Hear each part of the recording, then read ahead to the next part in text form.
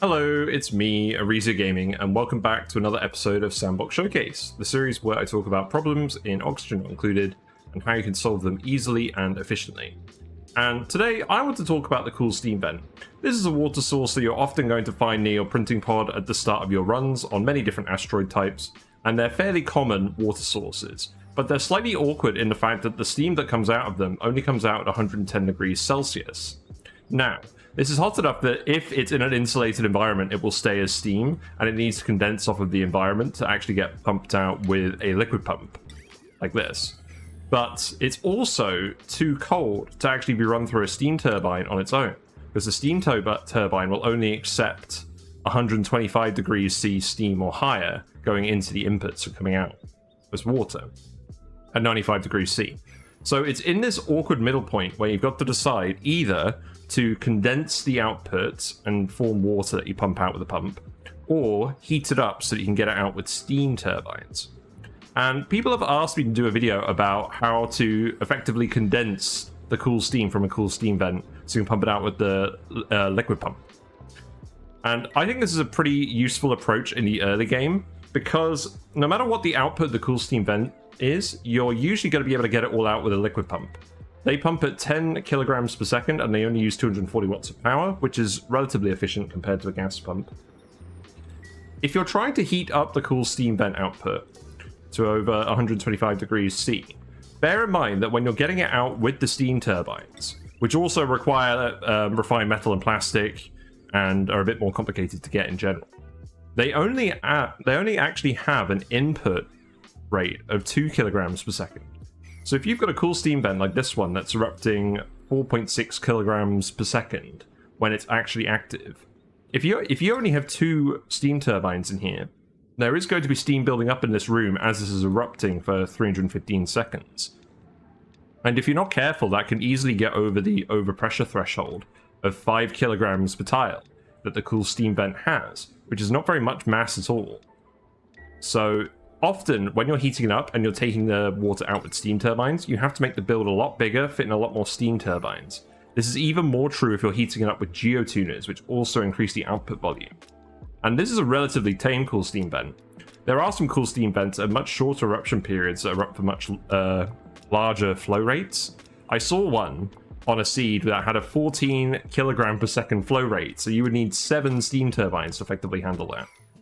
And there's other ways of getting around it. You can use a few tricks, which I'm going to talk about later in the video to do this. But suffice it to say, heating up the cool steam vent output often requires a larger build that you often end up building around what your base wants. Do you want to heat it up with Thermo Aquatuners that are cooling down other parts of your base? Do you want to heat it up with metal refineries and have the output of the metal refineries heat up the cool steam vent? What are you going to have in there as your heat sink? You're going to have like a pool of oil that's going to absorb the heat and then interact with the steam to make sure it gets hotter.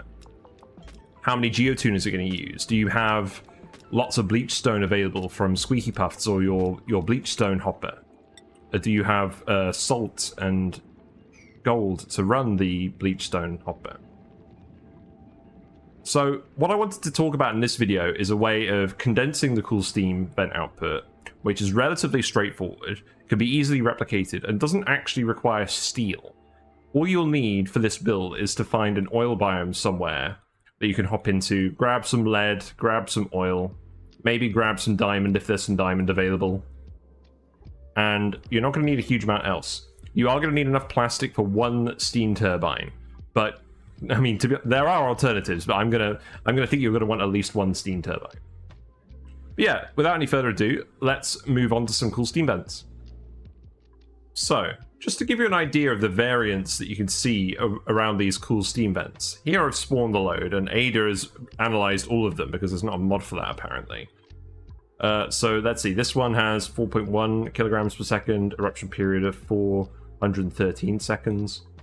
Average output is about 1.8 kilograms per second overall, including active period and dormancy. But if we just click through these quickly, you'll see the actual initial output volume changes quite a lot. This one is 6 kilograms per second, 4.8, 8.1, 5.5, 4.4. There's quite a range. And what I wanted to do with this build is make sure that it can handle either a geyser erupting a small amount over a long eruption period, or erupting a large amount over a small eruption period. It needs to be able to handle both cases, because in the case where there's a lot of mass erupting at once, there's a much higher heat spike on the system.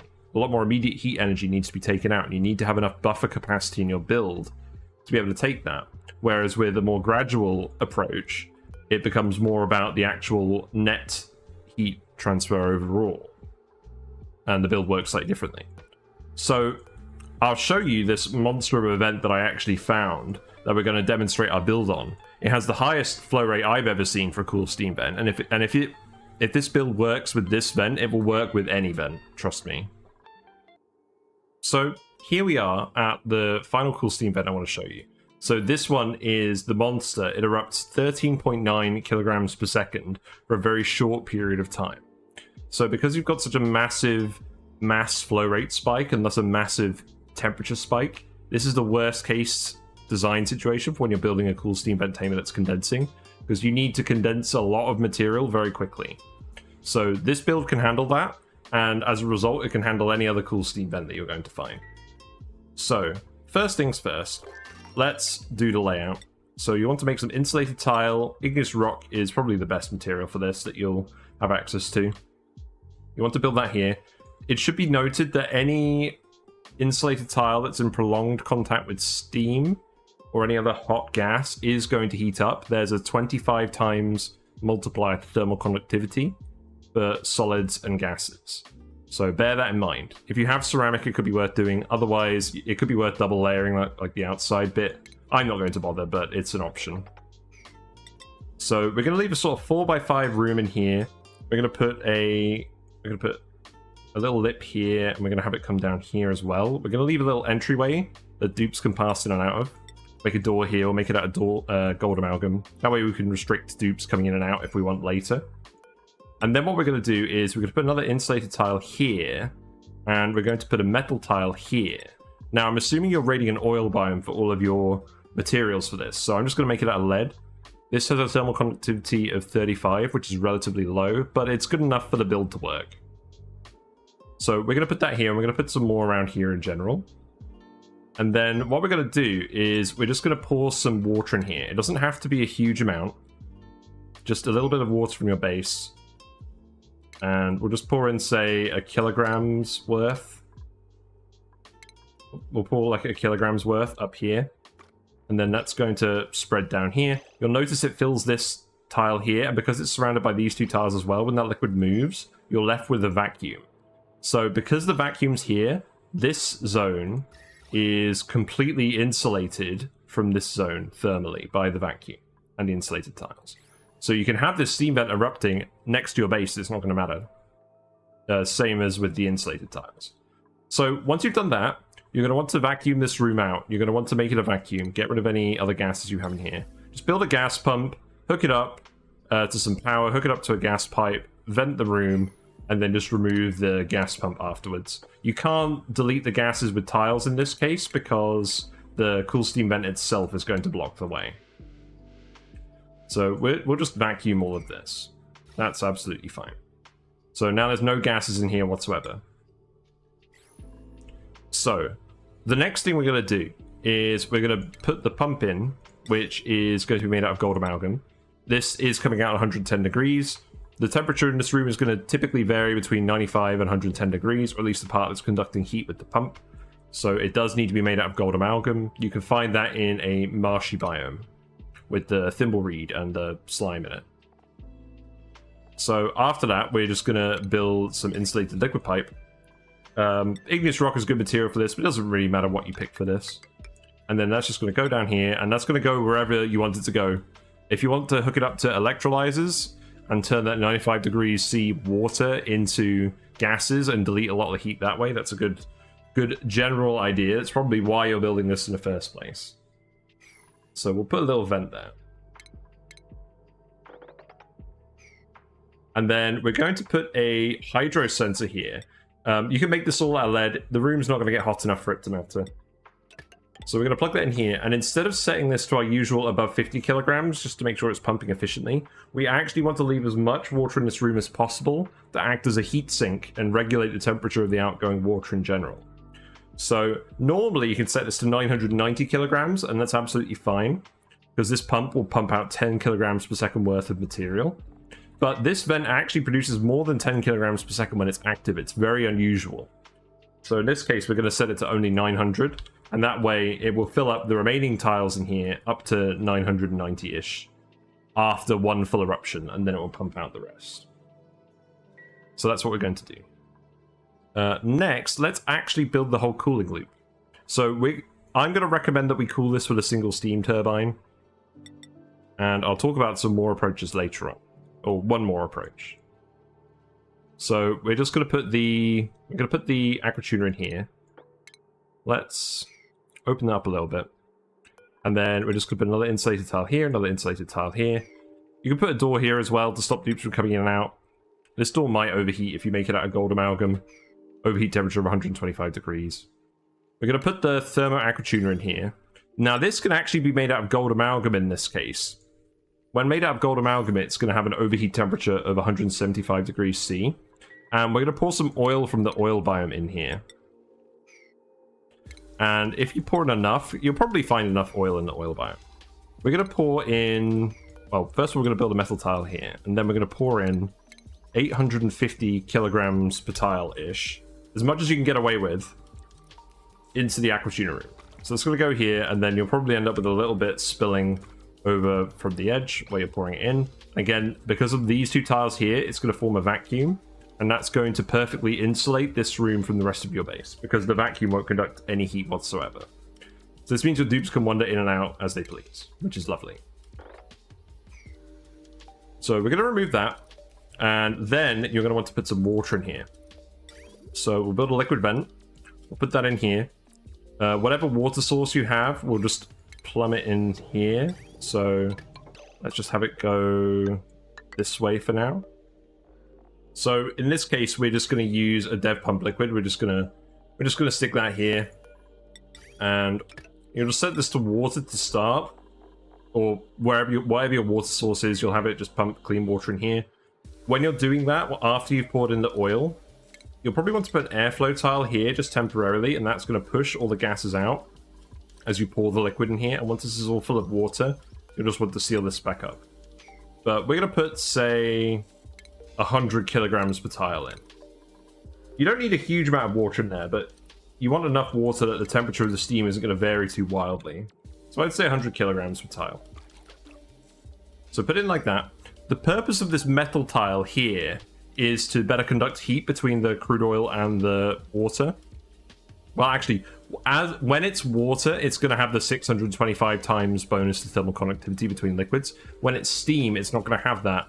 And you'll want this metal tile to provide some extra conductivity, because gas has a 25 times thermal conductivity multiplier with solid tiles. So that's going to help bridge the gap a little bit and make sure that the oil is effectively heating up the steam, while also sucking away all the heat from this gold amalgam Thermo Aquatuner. If you have steel, build it out of steel. If you don't, you can use gold amalgam. It's much less conductive. It only has a thermal conductivity of 2. So even though it has an overheat temperature of 175, it's going to get quite close to that unless you have a very large amount of oil in here, which is why we've done that. But that's absolutely fine. So, yeah, you'll put the liquid vent there. We'll put a steam turbine up here. Now, for normal cool steam vents, where the output is a bit more normal, like sort of like 4 to 8 kilograms per second-ish, I would recommend just having your steam turbine open air and just cooling the cooling loop down to about room temperature or about base temperature, and then you can just leave it open.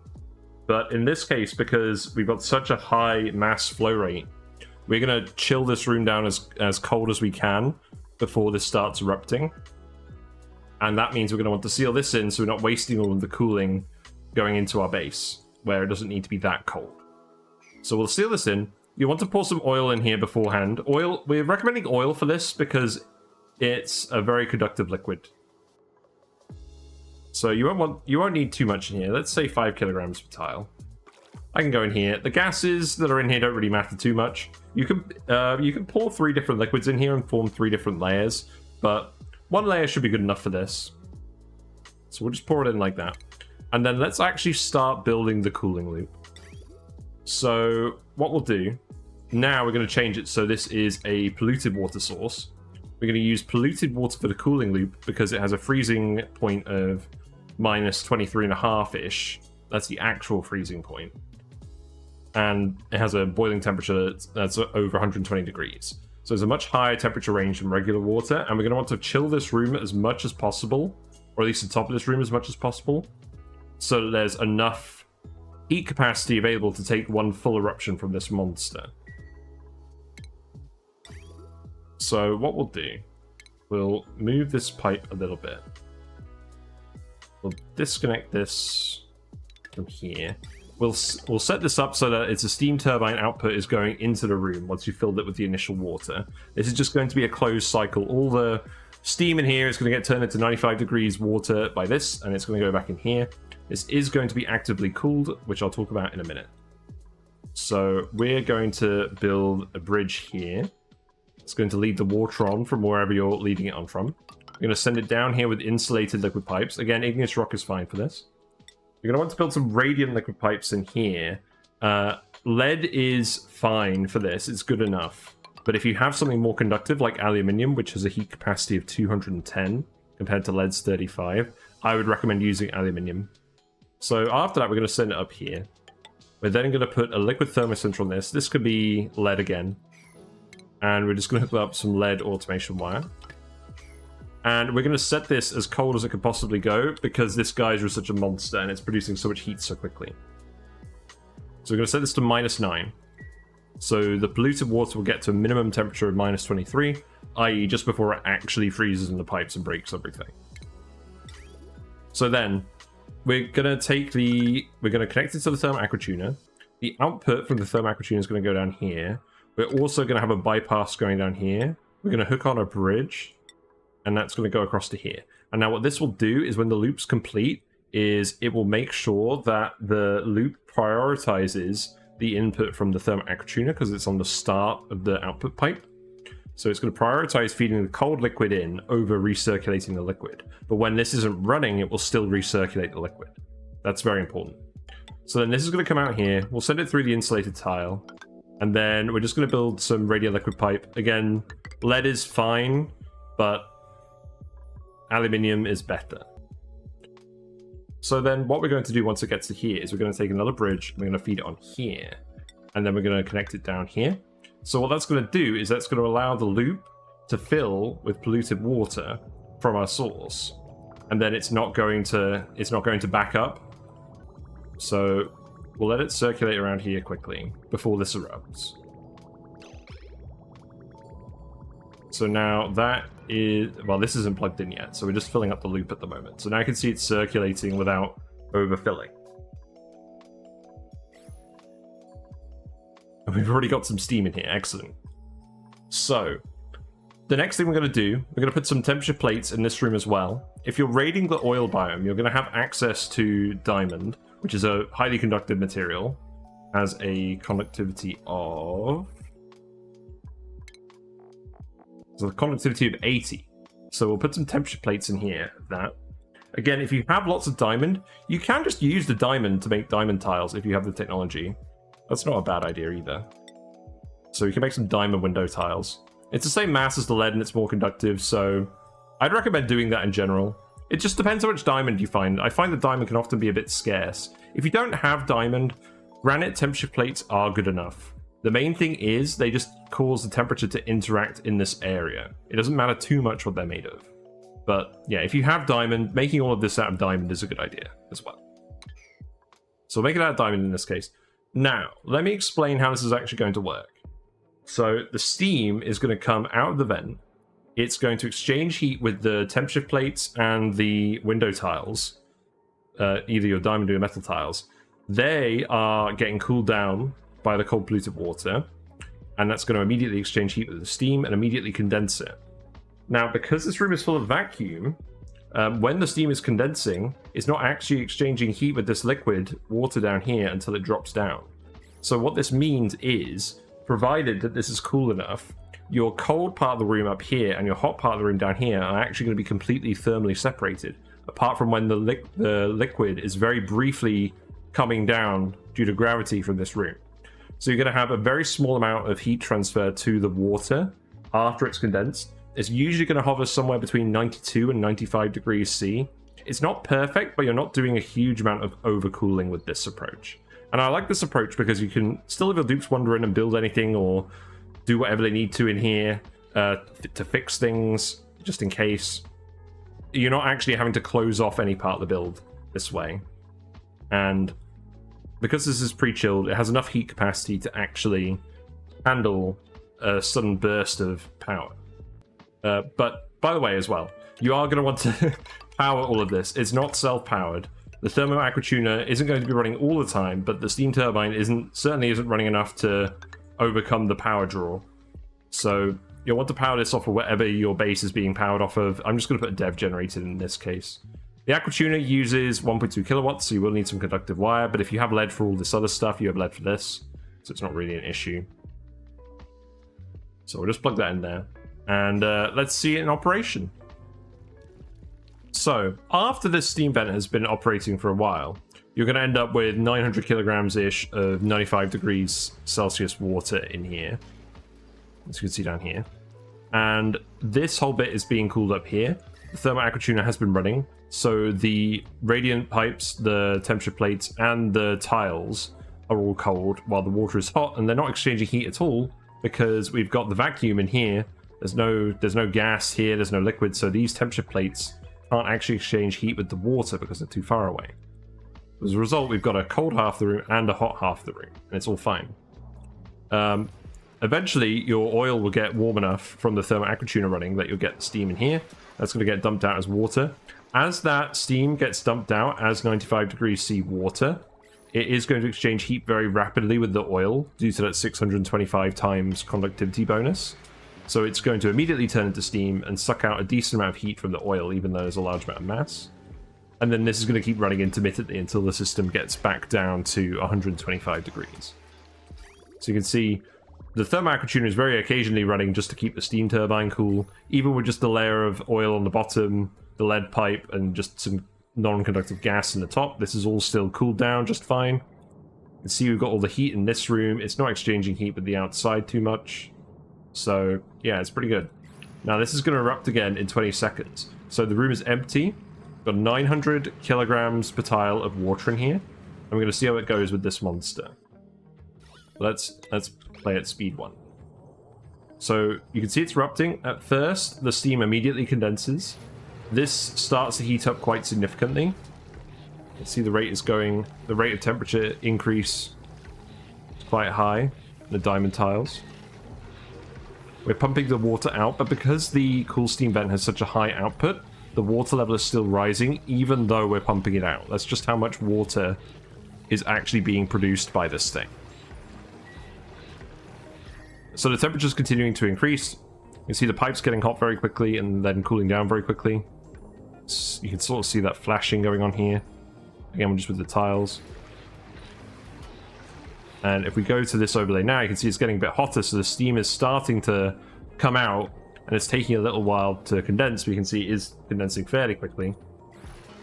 That heat is going into the polluted water, so that's starting to activate the Thermo Aquatuner again. This is heating up the oil. Again, most of the conductivity is happening over here with this conductive tile here. But you can see now it's activating the steam turbine. You've got the water coming out of here. It's not a full 2 kilograms per second because this outlet is occasionally blocking where the vent is. But that's fine, it's still enough cooling. You don't need a full amount of cooling on this for it to work. You can see this room is very hot now. The window tiles are at about 92 degrees C. And now if we look at the overlay, we can see the steam is starting to last a little bit longer before it condenses because there's less of a temperature differential. This is why pre-chilling the room is very important when you've got a high outflow geyser. But you can see the vent is still erupting and it's not overpressurizing yet. So if we just speed 3 up the rest of this, you'll see the room continues to fill with more steam, but it is being handled at a quick enough rate that this isn't actually overpressurizing. And it didn't actually overpressurize at all during that eruption. And now the window tiles are immediately cooling down very quickly again because the polluted water is still relatively cold. The polluted water has a lot more heat capacity than the tiles. So it cools those tiles right back down again, and the system will get back to its minimum temperature before the cool steam vent erupts again. And there we go, that's the build just working in general. As I said, this is an unusual vent in that it produces such a high amount of steam in a short amount of time. Normally, you're going to have a vent that produces about 4 kilograms per second for, say, 3 times the duration. And this build is absolutely fine in that case, because the amount of actual cooling required is even less, and the condensation will happen over a longer period, so it's not really a huge issue at all. Now, a Thermo Aquatuner, when it's running with polluted water, will transfer 585.06 kDTUs of heat per second while it's active. Now, if it's running all the time, that's going to be resulting in about 62.5 kDTUs per second of heat being generated by the steam turbine, which leaves about 522.5 kDTUs of cooling for the steam turbine area, for the steam vent area. And because the heat capacity of water is 4.179, and we're trying to cool it down by about 15 degrees C, from 110 to about 95-ish, to go into our electrolyzers, the end result is, even if this is erupting 8.33 kilograms per second of cool steam, the Thermo Aquatuner can keep up with that. So for any normal cool steam vent, this Aquatuner running full blast is going to cool this room down faster than the steam vent can heat it up. So you're really not going to have any issues. It's only when you've got a monster vent like this, where it erupts at a higher mass rate than 8.33 kilograms a second, the system is going to start heating up in general, and that's when you want to pre-chill it. If you don't need to pre-chill it, you can just literally set this to room temperature, or say 30 degrees, and you can just open up this whole bit here, and you won't have any issues. Now, while we're looking at this, so there is the question, why don't we just put the Thermo Aquatuner in this room, heat up the steam, and then remove it with the steam turbines? I mean, say you have a big enough room that you can fit in enough steam turbines that you can do that. Well, yeah, that's fine. It's more power efficient than this, because what we're doing here is we're using power to heat this water up so we can cool this water down. It's not ideal. And again, the liquid pump is consuming power as well, but that's just a normal facet of using this condensing approach. What I often actually like to do with cool steam vents is I like to build an industrial sauna where I have a load of heat producing buildings in here, along with a Thermo Aquatuner, say a metal refinery, just stuff that my base is using in general for other things. And then we make it a fairly wide room, and we have enough steam turbines on it that we can handle the max output of the cool steam vent that we build in the room. And then we just get the hot steam out. We're not spending any extra power pumping the steam out. Or the power we're spending in the room is being used productively for other things. So I think that's generally the better approach, but I can see the appeal of the condensing approach because it's a completely isolated system. You're getting the cold water out on demand as a liquid when you, oh, not cold, but like liquid water out on demand whenever you want it. And it doesn't depend on any other moving parts. The other approach to heating up a cool steam vent is to geotune it. So you could geotune a cool steam vent with bleach stone and the new geotuner building, just to be built in a laboratory. But if you fill this with bleach stone, a duplicant can do a task to use the bleach stone and heat this up by an extra 20 degrees C and increase its throughput by 20% per geotuner. And you can have up to 5 geotuners working on a cool steam vent. That would double the output mass and increase the temperature to 210 degrees C, at which point you can run your steam turbines full blast. But also, if you're running this max geotune with 5 geotuners, it's going to be producing 28 kilograms per second of steam, which is going to be enough to run 14 steam turbines full blast while it's active. So good luck handling that massive system. Also, the other thing with using geotuners to heat up these cool steam vents is it does depend on the dupe errand of actually doing the research to generate the data. Occasionally, there'll be periods where you're waiting for the dupe to do the research and the vent won't be geotuned. So if you're just using one geotuner to get it above that 125 degrees C threshold, so it runs through a steam turbine. If they miss that errand and the room fills with cold steam, you're going to have a bad time. So overall, I think the best approach when you're heating it up with geotuners is to combine it with heating it up with other machines like your Thermo Aquatuner, your metal refinery, etc. Just to supplement the output and to make sure that you've got the heat in the system even if your other buildings aren't being used. So combine heat producing buildings and geotuners, and you can effectively heat up the cool steam to steam turbine temperatures. Now, there is a fourth method I haven't talked about that you could use to condense to deal with these cool steam vents, and it's actually the most efficient method. It lets you use steam turbines to actually run cold steam through them, and the way to do this is you trick the steam turbine. So a steam turbine will run even if only one of the ports is actually full of hot steam. So say we put a steam turbine up here. What we could do is we could have a room here that's full of hot steam that's heated by something else, just above the 125 degree threshold. And then so long as the steam in here is above 125 degrees, and you can have a liquid pipe dripping more liquid in here as well. It doesn't matter what temperature this steam is. This could be 100 degrees steam. It doesn't matter. The average temperature doesn't even have to be 110 degrees C. The only important thing is one port has above 125 degrees C. And if it does, you can just draw the cool steam in through this cool steam vent and it'll be fine. And I think that's honestly the best way of handling these cool steam vents. But the reason I didn't do a video about that is because Luma Plays has already done a fantastic video on that build. And I would just honestly recommend you watch that video instead. I think that's the optimal way to condense a steam, to deal with a cool steam vent in general. It combines several different sort of exploits and cheesy mechanics to get the best possible result. And it actually is power positive as well, because the steam turbines are running and there's not any actual power consuming buildings in the build. It's kind of wizardry, to be honest. So yeah, I'd recommend you go check that out. But this build, the condensing build, still does have some advantages. Your dupes can access every part of the build at any point if they need to do maintenance. And it doesn't require steel. The Thermo Aquatuner and the liquid pump could just be made out of gold amalgam. You only need a little bit of lead for the radiant pipes and the steam turbine. You only need a little bit of plastic for this. And if you have diamond, you're great as well. So you don't require steel for this, which is an advantage over that build. But so generally what I'd say is if you need to handle the cool steam vent really early on, and you have access to an oil biome, I would say you're fairly justified building something like this. If you're waiting until later and you have access to steel and some more advanced stuff going on, I would recommend building the Luma Plays build and just getting your cool steam vent to work for you instead of working against it like this. Now, there is one more thing to note as well. Because I'm recommending this primarily as an early mid-game-ish build, what if you don't have plastic? What if you don't have access to plastic? If you don't have access to oil, you're going to have a little bit of trouble with this.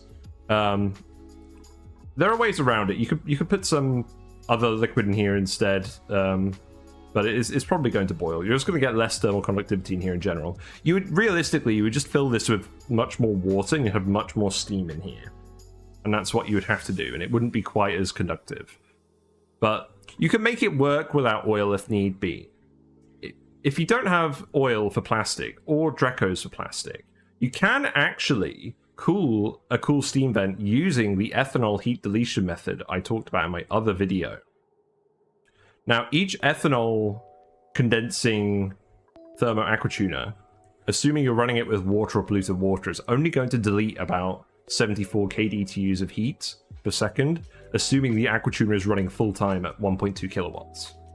But if you have two of them, the average heat output, and I mean like the eruption average heat output of a cool steam vent, is usually somewhere in the region of 100 to 130 kDTUs per second of heat. And that is actually enough that you can use two Aquatuners in series with the ethanol condensing and boiling approach and delete that much heat straight up. So you technically don't even need a steam turbine for this if you want to do that. But bear in mind that consumes a lot of power and it's running full time. if you have loads of hatches that are eating all of the sand on your Oasis map, and power isn't an issue because you've just got loads of coal power plants, I guess you can do it. I wouldn't recommend it in general, but it is an option if you have abundant power and you don't have access to plastic at all. So that's another way you can take this, but I would just recommend getting a little bit of plastic and building the steam turbine. But yeah, that pretty much summarizes my thoughts on cool steam vents. They're a pretty interesting geyser that you're going to come into contact with quite a lot. You do have lots of choices when it comes to actually working with them, and I think this build is a pretty good general approach to handling them in the early to mid game. But let me know how you like to handle your cool steam vents in your saves. Let me know what sort of builds you've ended up doing, particularly if you're making like a big sauna and you're heating it up. How do you like to design your industrial saunas? I'd like to see that. But yeah, thanks for hanging out. Again, definitely check out the Luma Players video on this. It's the best cool steam vent guide, but I just wanted to share my thoughts on something I would actually probably come up with myself as well. If you like this and you want to see more videos like this, we have a whole playlist of these Sandbox Showcase discussion videos, as well as tier lists and meme videos to do with Oxygen Not Included on the YouTube channel. So feel free to like the video and subscribe if you want more content like this. We're going to do our next video on Pacus. Sandbox Showcase 20 is going to be about Pacus. We're finally going to have fish in a video. But yeah, we also stream on Twitch. We play Oxygen Not Included Mondays, Tuesdays, and Wednesdays at the moment, 7:30 to 10:30 in the evenings. After the wedding, it's going to change a little bit, and I'll let you guys know. The best place to get news on what I'm doing is via the Discord. I always post updates on there. And people like to hang out and answer questions in general to do with Oxygen Not Included and other games like the Isosphere Program, Mega Aquarium, etc. Yeah, that'll do it for now. I'll see you later. Take it away, Whiskers. Whiskers sends thanks to the following Twitch subscribers and YouTube members: 999999999, Ekareya, Erebor Prince, Grey Area, Lovebug517, Neo Deus Machina, Nick WTF Zors, Oxy Derp, Rykar01, Shroom Z, Sinister Plank, Sweet Danger Kitty, The Bat Guy, The Max Not Binary, and Uglavisk.